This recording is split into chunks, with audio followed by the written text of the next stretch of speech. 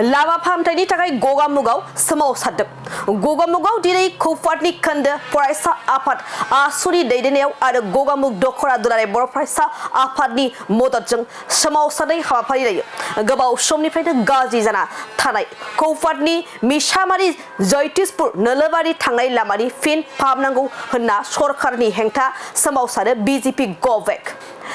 मन्त्री doctor runs Pegu गवेक बेबायदिनो गोबां स्लगान होना होस्रिखावदों 1 लाखनिफ्रायबो बांसिन थानाय रायजो जानाय बे हालामाव दायो लामानि जेंनानि थाखाय गोबां भुगिनो गोनां जादों मानोना बे दोंसे लामाजोंनो फरायसालियाव थांनाय नोगोराव हान्थामेलानि थाखाय थांनायाव गोबां जेंनाजों मोगा-मोगि जादों नलबाৰীলৈকে যোৱা ৰাস্তা এইটো ৰাস্তা একে জৰাজীৰ্ণ অৱস্থা হৈছে মানুহ বেপাৰ আজাৰ আদি কৰি সকলোখিনি এফালেদি অহা যোৱা কৰে বেপাৰ কিন্তু এই ৰাস্তাত জড়িত মানুহখিনি বহুত অসুবিধাৰ সন্মুখীন হৈছে আমাৰ ৰাস্তাটোত বেমাৰী আনিলে আৰু বেছি বেমাৰ হোৱাৰ চান্স থাকে তেনেকুৱা পৰিস্থিতি হৈছেগৈ সেইকাৰণে আমাৰ ৰাস্তাটো যাতে সোনকালে ভাল কৰি দিয়ে আমি তাকে চৰকাৰৰ ওচৰত অনুৰোধ জনালোঁ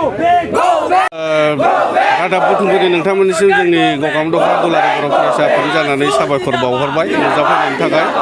दा जोङो सोमावसारनाय हाबाफारिखौ बेनि थाखायनो लानो गोनां जादों जे जोङो जि नैबे मैनापारा तिनिआलिनिफ्राय जि कपाथनि जाना नोलोबारि थांनाय आरो कपाथनि जानानै धर्मपुर जानानै जि जयरामपुर ओंखारहैनाय आरो जि कपाथनि जानानै जि खोदोमगुरि जाना जि जयरामपुर ओंखारहैनाय लामाया बियो दिनै थांनाय दैलाङावथ' बेवहाय गारि लांजायाखै मटर साइकेल लांजायाखै बेबायदि अबस्था जादों दा बेखौनो जोङो दुखु मोनदों जे आसाम सरकारखौ जे जोङो थांनाय बोसोरफोरावबो जोङो मिनिस्टारफोरखौ लोगो हमनानै जोङो मेम'रेन्डाम होदों जोंनि जि थांनाय लामा बे थांनाय लामाखौ जों मोजाङै गोख्रोङै जुदि दिनैनि मुगानि जिथु टेक्न'लजिजों जोङो लामाखौ मोजां बानायनो हायो बेफोरबायदि जोङो दाबि खालामबोदोंमोन नाथाय बिथांमोना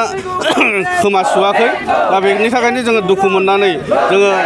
बेवहाय बे जोंनि हालामनि रायजोफोरखौ लानानै जों दिनैहाय सोमावसारनो गोनां जादों दा बे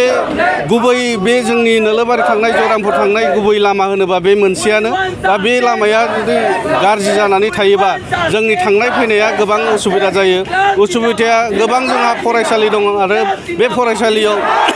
फोरोंगिरि महरै जाय बिथांमोना फोरोंहैयो बिथांमोना नैबे गगामुग टाउनाव थानानै बिथांमोना थांनो गोनां जायो बिनि थाखायनो बिथांमोना 15 मिनिटनि जायगायाव 1 घन्टा गोजो बे लामाखौ हान्थिनो गोनां जायो बेखायनो आरो जोंनि फालांगि मावनो गोनां जायोबा फालांगि मावनो थाखायबो जोंनि लामा सामाया मोजां जानांगोन गारि मोजां गारि हाबनो हानांगोन थांलाय फैलाय लामाया जुदि मोजां जायाबा बेवहाय जोङो माखौ दिनैनि दिनाव डेभेलपमेन्ट जादों होननानै जों बुंनो हायो दा बेखायनो जोङो सरकारखौ धिक्कार होदों जे फैबाय थानाय समाव जे सरकारा बेखौ बिथांमोना नैबे दान मोननै मोनथामाव जुदि इनिसिएटिभ लायाबा जोङो फैबाय थानाय समाव गोख्रों सोमावसारनाय हाबाफारिखौ लाफिननो गोनां बायद' जागोन हिसाबै नायोब्ला बेवहाय सारा बे जोंनाव बेवहाय गासै पन्सायतखौ लायोबा जोङो बेवहाय लाख मोनसे बेवहाय सुबुं अनजिमा दं होनबाबो गाज्रि जानाय नङा दा बेखायनो जोङो बे मेन जायगा जिथु हाबहैनाय बे जोंनि नोलोबारि ओरै मिंमां जानानै ओरै जयरामपुर जानानै जि एसेबांखिनि बेवहाय रायजो जानानै दं बिथांमोननि जि थांलाय फैलाय लामाया बे मोनसेयानो मोनसे खोथा सोंनाय थांनाय बिसायख'थियावबो नोंथांमोनखौ खोथा होदोंमोन जे बेहाय लामाखौ दाफुंना जिहेथु रायजोनि मन्थ्रियानो नोंथांमोननि सासे नंगौ जोङो गासैबो रायजोआनो सापर्ट खालामदोंमोन बिथांमोना मावनो हागोन होननानै रादायबो होदोंमोन बा मावगोनबो होनदोंमोन नाथाय बे माविनि थाखायनो जों दिनैहाय दुखु मोननानै दिनै धरना हाबाफारि लानो गोनां जादों आरो फैबाय थानाय समाव जि लकसभा बिसायख'थि दं बिथांमोनखौ बे समाव जोङो जोंनि फिथाइखौ जों बाध्य जाहैगोन आरो जों होनो थाखाय 15 নং ৰাষ্ট্ৰীয় ঘাইপথৰ উপপথ এই পথটোৰ আজি বহু দিনৰ পৰা জৰাজীৰ্ণ হৈ আছে আমি গগামুগ আঞ্চলিক ছাত্ৰ সন্থাৰ বিভাগীয় কৰ্তৃপক্ষক বাৰে প্ৰতি জনাই থকাৰ আহ্বান জনাই থকাৰ পাছতো এই পথটো নিৰ্মাণ কৰাৰ ক্ষেত্ৰত চৰকাৰৰ কোনো সদিচ্ছা প্ৰকাশ নকৰাটো আচলতে প্ৰথম কথা এইটো দুৰ্ভাগ্যজনক কথা এই বৃহত্তৰ অঞ্চলৰ বহুকেইখন গাঁৱৰ ৰাইজে যিহেতু যন্ত্ৰণা ভুগি ইয়াত ছাত্ৰ ছাত্ৰীসকলে গগামুখত শিক্ষা লাভ কৰিবলৈ আহে বেমাৰীসকলৰ স্বাস্থ্যজনিত কাৰণত যদি মেডিকেললৈ আহিব লগা হয় তেনেহ'লে এই জৰাজীৰ্ণ পথৰ দি তেওঁলোকে আহিব লগা হয় ব্যৱসায় বাণিজ্যৰ লগত অহা ব্যক্তিসকলেও যথেষ্ট জীয়াতু ভুগিব লগা হয় এই পথটোৰ পুনৰ মেৰামতি কৰিবৰ কাৰণে পুনৰ নিৰ্মাণ কৰিবৰ কাৰণে আমি ছাত্ৰ সন্থাই আগৰ পৰাই আমি দাবী জনাই আহিছোঁ কিন্তু চৰকাৰে কোনো ধৰণৰ পদক্ষেপ গ্ৰহণ নকৰাৰ বাবে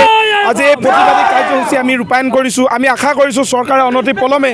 এই ৰাস্তাটো অনতিপলমে নিৰ্মাণ কৰি বিভাগীয় কৰ্তৃপক্ষই নিৰ্মাণ কৰি এই অঞ্চলত বসবাস কৰা ৰাইজৰ সকলো দিশতে তেওঁলোকে উপকৃত হ'ব পৰাকৈ উন্নত মানদণ্ডৰে এই ৰাস্তাটো পুনৰ নিৰ্মাণ কৰিবৰ বাবে আমি দাবী জনাইছোঁ सनारुफा आरो हिरानि जुवेलारि गाननो मोजां मोनग्रा सुबुंफोरनि थाखाय गोजोनथाव खौरां दासान्दि फुजा बोथोरखाय खम बेसेनाव फानगासिनो MSCB जुवेलार्सआव सनारुफा आरो हिरानि समायना रमायना जोंख्लाबनाय जुवेलारिज MSCB जुवेलार्सआव मोननो हागोन राजकोट जुवेलारि कास्टिं जुवेलारि कलकाता जुवेलारि मेसिनजों बानायनाय जुवेलारि आरो आखाइजों बानायनाय जुवेलारि लोगोसेनो हाबा हुखायाव गाननो थाखाय सना आरो हिरानि समायना जुवेलारिसफोरखौबो मोननो हागोन MSCB जुवेलार्सआनो दं क'क्राझार सहरजों नांजाबनाय क'क्राझार रेल गेटनि साखाथि वार्ड नं 5 बिबेकानन्द पथआव